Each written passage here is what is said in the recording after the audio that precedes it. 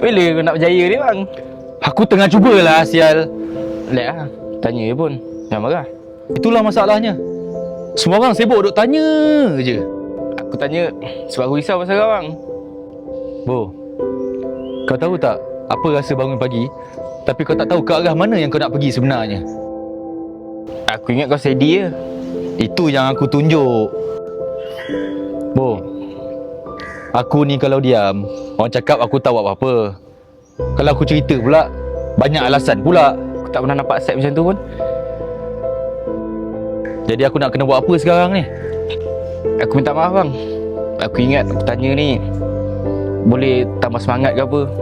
Macam tambah beban je. Bo, orang takkan tanya aku okey ke tak? Tapi orang akan sibuk tanya pasal aku. Kau dah berjaya ke belum?